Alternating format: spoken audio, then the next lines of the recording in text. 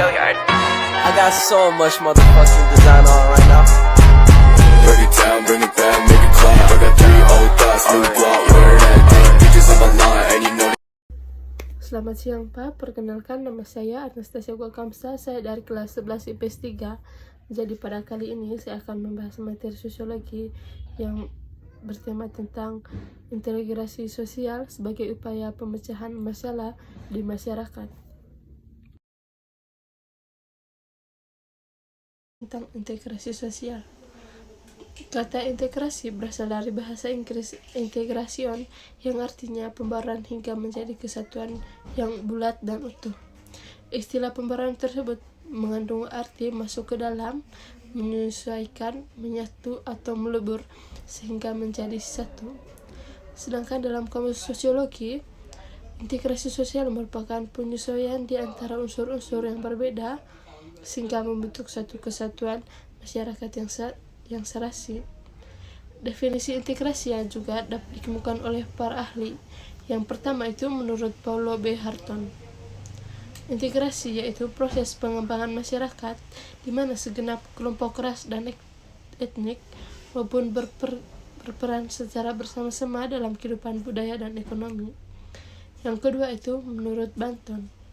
Integrasi didefinisikan sebagai suatu pola hubungan yang mengakui adanya perbedaan ras dalam masyarakat, tetapi tidak memiliki makna penting pada perbedaan ras tersebut.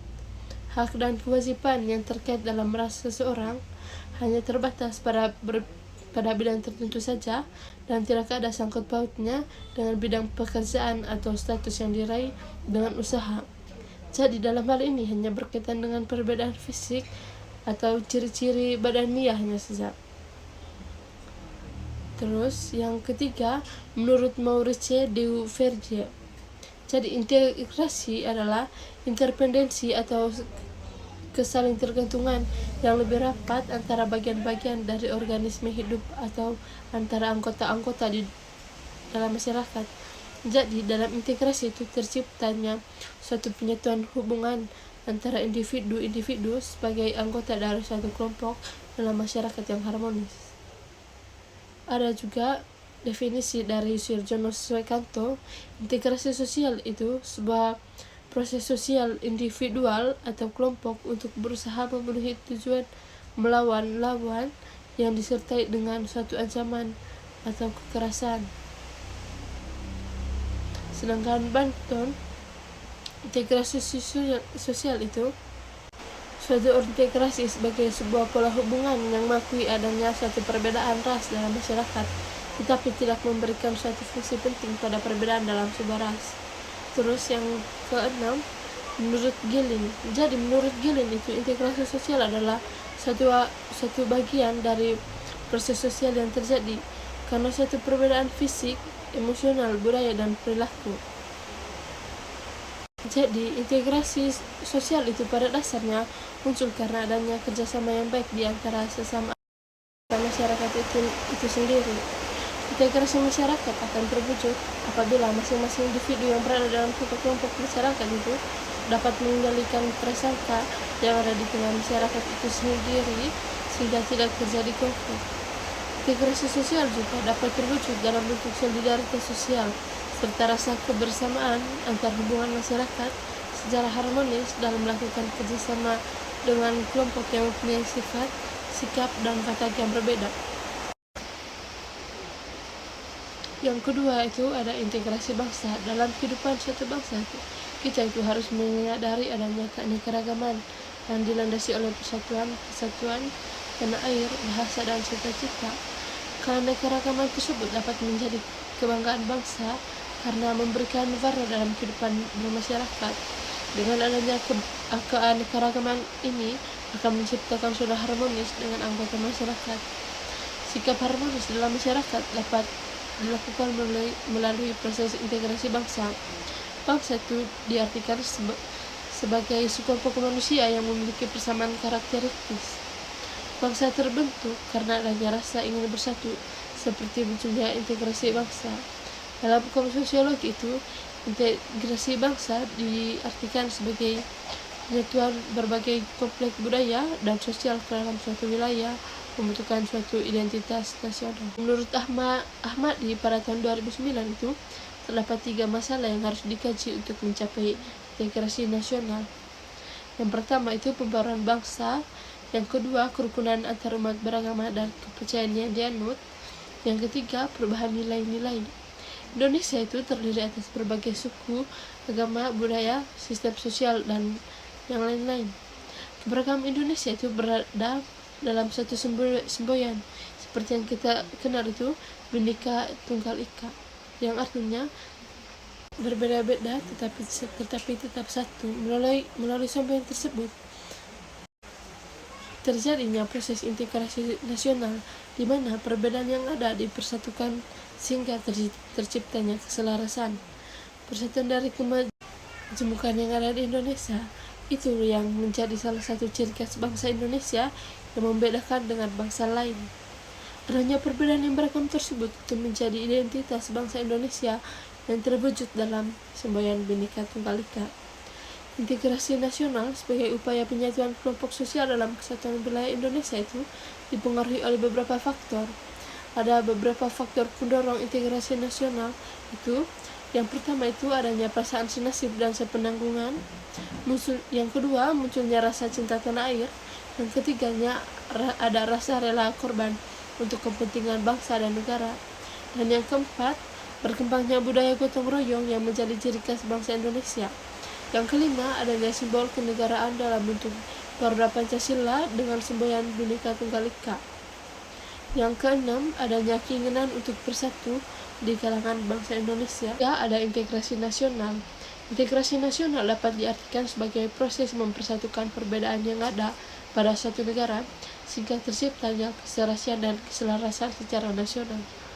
Adanya berbagai budaya dan wilayah membuat Indonesia menjadi negara yang beragam. Keberagaman yang ada di Indonesia jika tidak dikelola dengan baik dapat memicu terjadinya konflik, sehingga perlu adanya integrasi untuk mengendalikan permasalahan tersebut. Jadi yang keempat itu ada integrasi budaya. Integrasi budaya merupakan perbedaan unsur-unsur kebudayaan yang saling berbeda sehingga menghasilkan keserasian fungsinya dalam kehidupan masyarakat. Unsur-unsur kebudayaan tersebut dapat berupa bahasa, sistem pengetahuan, organisasi sosial, sistem peralatan hidup, sistem religi, serta kesenian. Jadi integrasi kebudayaan itu dapat terjadi dengan memenuhi beberapa syarat. Yang pertamanya itu adanya proses penyesuaian di antara unsur-unsur yang berbeda. Yang kedua, adanya pola hubungan yang serasi akibat adanya proses penyesuaian unsur budaya. Yang ketiga, adanya unsur-unsur budaya yang berbeda. Faktor-faktor pembentuk integrasi sosial. Jadi faktor-faktor pembentuk integrasi sosial itu ada faktor internal dan eksternal. Faktor eksternalnya yaitu adanya semangat gotong royong, yang kedua adanya kesadaran diri sebagai makhluk sosial, dan yang ketiga adanya tuntutan kebutuhan. Dan yang kedua tadi itu faktor eksternal. Jadi dalam faktor eksternal itu adanya sikap saling menghargai dan toleransi. Yang kedua adanya persamaan kebudayaan. Yang ketiga adanya persamaan visi, misi, dan tujuan. Yang keempat adanya sikap terbuka pada perubahan. Yang kelima adanya tuntutan perkembangan zaman. Yang keenam adanya tantangan dari pihak luar. Dan yang kesembilan adanya konsensus nilai dalam masyarakat. Jadi yang ketiga itu kita akan membahas proses integrasi sosial. Proses integrasi sosial itu dapat dilakukan melalui akomodasi, kerjasama, dan terus koordinasi, dan yang keempat asimilasi. Jadi yang pertama itu kita akan membahas akomodasi. Jadi akomodasi itu dikemukakan oleh para ahli. Definisinya itu yang pertama dari Suhartono Sukanto. Akomodasi memiliki dua arti, yaitu menunjukkan suatu keadaan dan menunjuk satu proses. Akomodasi yang menunjuk pada suatu keadaan berarti adanya keseimbangan dalam interaksi antara individu atau kelompok sosial yang berkaitan dengan nilai dan norma sosial yang berlaku di masyarakat. Sementara itu juga akomodasi yang menunjuk suatu proses diartikan sebagai usaha manusia untuk meredakan pertentangan dalam mencapai kestabilan. Yang kedua itu menurut J. Duvi Norwako dan Bagong Suyanto, akomodasi merupakan suatu proses ke arah tercapainya kesepakatan sementara yang dapat diterima dengan kedua belah pihak yang bersengketa. Yang ketiga itu menurut Gilling, akomodasi merupakan suatu pengertian yang digunakan oleh para sosiolog untuk menggambarkan suatu proses dalam hubungan internasional. Jadi akomodasi ini sering terjadi di masyarakat karena individu atau kelompok yang tidak melakukan kerjasama. Adanya akomodasi itu dapat diharapkan dapat menyelesaikan pertentangan atau konflik tanpa menghancurkan pihak lawan. Akomodasi tersebut akan meredakan konflik dan mengganti proses sosial yang sifatnya disosiatif dengan interaksi yang lebih bersifat damai. Jadi menurut Haryanto pada tahun 2011, tujuan akomodasi yaitu yang pertama untuk mengurangi pertentangan yang terjadi pada individu maupun kelompok. Yang kedua sebagai tempat untuk melebur antara kelompok-kelompok yang terpisah. Yang ketiga digunakan untuk meningkatkan kerjasama antara individu maupun kelompok. Yang keempat itu untuk mencegah munculnya pertentangan dalam masyarakat. Adanya akomodasi dalam masyarakat itu multikultural seperti masyarakat Indonesia dapat menciptakan masyarakat yang hidup secara damai tanpa menimbulkan perpecahan. Selain itu juga masyarakat juga dapat bekerja sama dengan kelompok-kelompok sosial lainnya. Jadi dengan hal ini dikarenakan di antara kelompok sosial yang berbeda dan dapat saling menyesuaikan diri antara yang satu dengan yang lain, dengan demikian akan mendorong lahirnya integrasi dalam masyarakat. Jadi proses yang kedua itu kerjasama. Dalam kamus sosiologi, kerjasama merupakan bentuk integrasi yang terjalin antara individu atau kelompok yang berusaha untuk mencapai tujuan bersama. Kerjasama itu berawal dari kesamaan orientasi dan kesadaran dari setiap anggota masyarakat. Menurut Charles H. Cowley, dikutip dari Suyanto pada tahun 2012, kerjasama itu muncul apabila seseorang menyadari bahwa mereka memiliki kepentingan yang sama. Selain itu juga pada saat bersamaan mereka memiliki pengetahuan dan pengendalian terhadap diri sendiri untuk memenuhi kepentingan tersebut. Untuk kerjasama itu dapat dijumpai dalam kelompok masyarakat seperti kerukunan, gotong royong, tolong menolong, dan yang sering terjadi di masyarakat lagi itu yang sering mendonasikan barang mereka seperti beras atau barang yang sudah tidak dipakai. Kerjasama yang terjalin antar kelompok sosial dalam masyarakat multikultural itu memiliki pengaruh yang besar dalam integrasi sosial. Hal ini dikarenakan dalam kelompok sosial yang berbeda saling menyesuaikan diri, melengkapi, membutuhkan, dan tidak memaksakan kehendak yang dapat memicu timbulnya konflik dalam masyarakat. Kelompok sosial yang berbeda tersebut melakukan kerjasama untuk mencapai tujuan yang dicapai bersama. Jadi proses yang ketiga itu ada koordinasi. Jadi dalam masyarakat majemuk itu sering terjadi kerjasama antara individu maupun kelompok sosial. Kerjasama yang dilakukan oleh masyarakat majemuk tersebut harus dilakukan koordinasi agar lebih terarah dan dapat mencapai tujuan bersama. Koordinasi itu suatu pengaturan secara sentral untuk mencapai integrasi dengan mempersatukan individu maupun kelompok agar tercapai keseimbangan dan keselarasan dalam hubungan di masyarakat. Dalam organisasi masyarakat, koordinasi merupakan faktor yang dominan. Tanpa adanya koordinasi, suatu organisasi tidak dapat berjalan dengan baik. Hal ini juga dikarenakan dalam kelompok terdiri atas orang-orang dengan sifat dan kepribadian yang berbeda. Yang keempat itu asimilasi. Asimilasi merupakan sebuah proses sosial yang ditandai dengan adanya usaha-usaha dalam mengurangi perbedaan-perbedaan yang terdapat antara individu maupun kelompok untuk mencapai tujuan bersama. Proses asimilasi tidak akan terjadi apabila antar individu atau kelompok tidak tumbuh sikap toleransi dan saling berempati. Proses asimilasi akan tumbuh apabila yang pertama itu adanya perbedaan kebudayaan antara kelompok manusia yang berada pada waktu dan tempat yang sama. Yang kedua adanya pergaulan secara intensif dalam jangka waktu yang lama.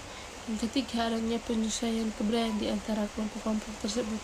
Sementara itu juga menurut Sukanto, ada beberapa faktor yang dapat mempermudah terjadinya asimilasi di antara masyarakat. Yang pertama, toleransi. Jadi toleransi di sini akan mempermudah terjadi asimilasi di masyarakat sehingga tidak menyebabkan konflik. Yang kedua, adanya kesempatan yang seimbang di bidang ekonomi. Jadi dalam mempermudah asimilasi dalam masyarakat itu harus adanya kesepakatan dalam bidang ekonomi.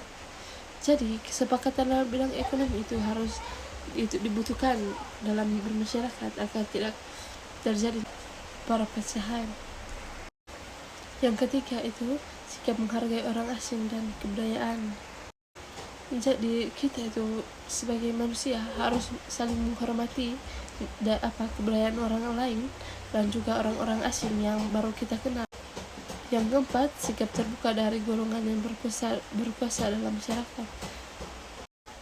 Jadi orang yang memiliki jabatan yang tinggi itu dalam masyarakat itu harus adanya sikap saling menghargai.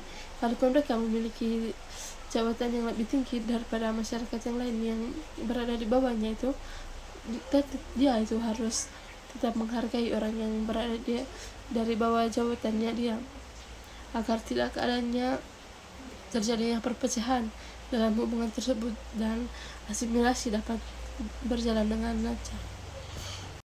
Yang kelima itu adanya persamaan dalam unsur-unsur kebudayaan. Dan yang keenam adanya perkawinan campur. Yang ketujuh adanya musuh bersama dari luar. Selain adanya faktor yang mendorong asimilasi, ada juga faktor yang menghambat terjadinya asimilasi. Jadi menurut Navarro itu dia menyebutkan faktor-faktor yang menghambat asimilasi. Yang pertama itu kurangnya pengetahuan mengenai kebudayaan kelompok lain dalam masyarakat. Yang kedua, terisolasinya kebudayaan oleh kelompok sosial. Yang ketiga, adanya rasa takut terhadap kebudayaan lain. Yang keempat, adanya perasaan in-group yang kuat. Dan yang kelima, adanya diskriminasi antara kelompok yang berkuasa dengan kelompok minoritas. Yang keenam, adanya perbedaan kepentingan yang dapat menimbulkan pertentangan antar kelompok. Integrasi sebagai proses sosial yang ditandai oleh semakin berkurangnya perbedaan antar individu dan antar kelompok. Melalui asimilasi kelompok sosial yang berbeda dalam masyarakat majemuk saling berinteraksi secara intensif dalam waktu yang lama. Hal ini yang menyebabkan kelompok sosial tersebut berubah dan saling menyesuaikan diri. Dengan demikian, integrasi dalam masyarakat akan tercipta. Yang ketiga, bentuk-bentuk integrasi sosial. Bentuk integrasi sosial itu ada 3. Yang pertama, integrasi normatif, integrasi fungsional, dan integrasi koersif. Jadi yang pertama itu kita akan membahas integrasi normatif. Integrasi normatif merupakan bentuk-bentuk integrasi sosial yang ada di masyarakat. Integrasi normatif itu terjadi akibat adanya norma-norma yang berlaku di Indonesia. Dalam hal ini, norma merupakan pedoman untuk melakukan hubungan sosial dalam masyarakat yang berisi perintah, larangan, dan anjuran agar seseorang dapat bertingkah laku dengan baik. Dengan adanya norma tersebut mempersatukan masyarakat dan menciptakan kehidupan yang harmonis dalam bermasyarakat. Seperti di Indonesia, bangsa Indonesia terdiri atas beberapa pulau dengan beragam seperti budaya, suku, adat istiadat. Seperti daerah di Indonesia itu memiliki norma yang mengikat dan mengatur masyarakat.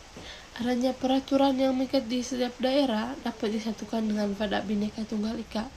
Yang kedua, integrasi fungsional. Dari katanya sejak kita sudah mengetahui itu adanya kata fungsi.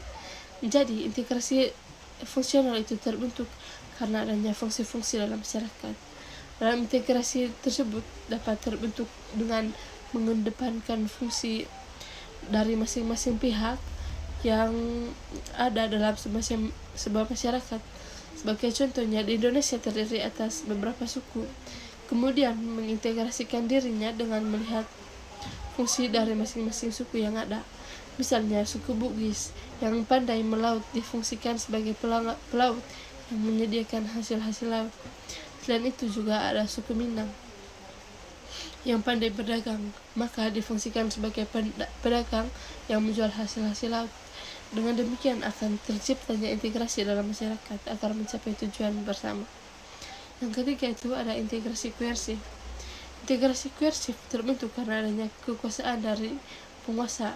Dalam hal ini itu penguasa menerapkan cara-cara koersif atau kekerasan.